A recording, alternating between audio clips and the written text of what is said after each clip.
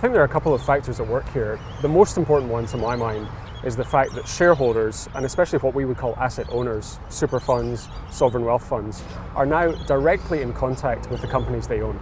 They speak directly to the boards that set executive pay, and they make very clear their expectations of what will fly and what will not fly.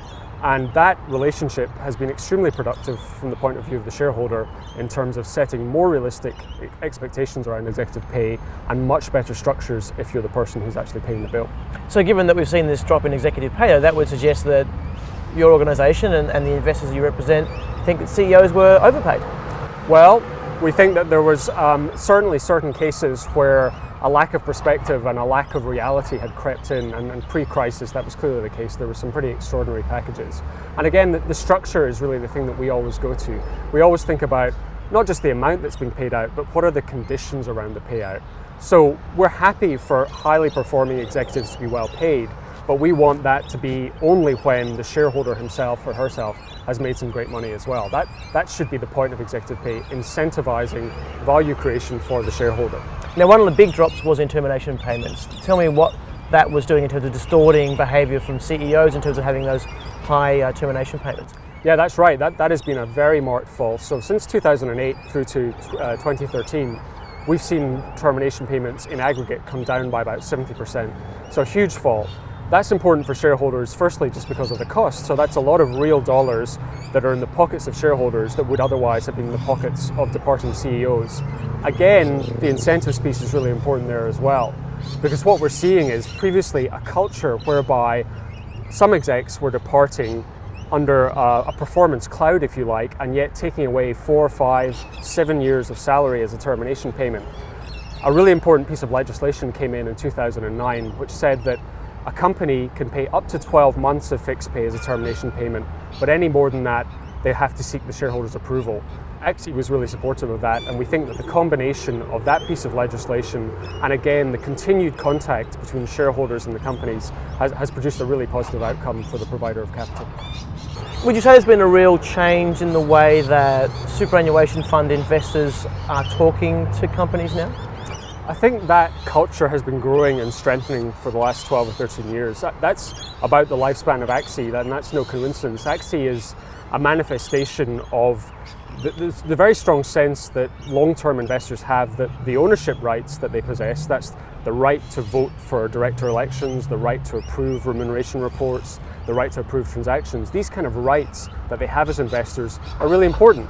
They can be used to change the course of a company, create or destroy value, and therefore they should be using them. And part of the using the rights, certainly it's voting at meetings, but also it's talking to the company, it's engaging as we would say. So that story has been growing for about 10 or 12 years in Australia. AXI is a manifestation of that. And we feel that has produced a really positive outcome, and the collaboration element of that is extremely important as well. There are some very big investors in Australia, but each single investor will only ever own a very small part of a single company. However, when they come together, that's when the true power comes to bear. And in AXI's case, our members, the super funds we represent, own on average about 10% of every listed company in the ASX 300. So that's a loud and important voice that the company is hearing.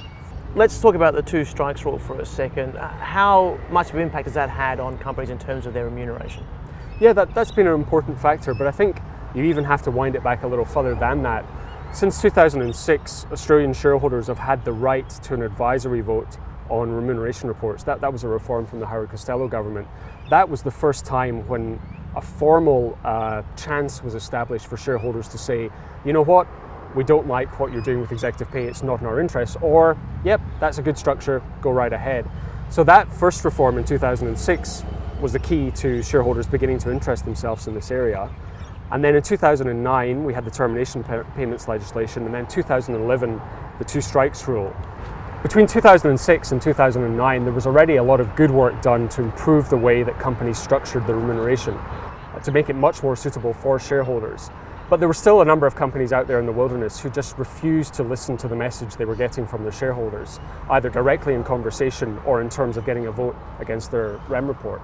2011, we had extra teeth effectively added to the REM report vote, whereby if a company receives 2 large votes against its REM report in consecutive years, the shareholder has the right to call for an EGM to elect every single director of the board.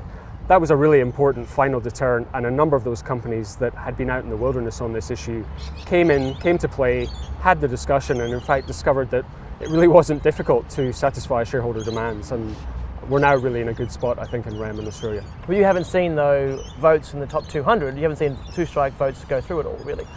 Very seldom do companies get second strikes. There have been a few. There is a small number every year. But in terms of the really big companies where most of our members' risk has been taken in their investment programs, either prior to the two strikes rule or because of the two strikes rule, they have improved their structures and they generally get our approval. Thanks very much.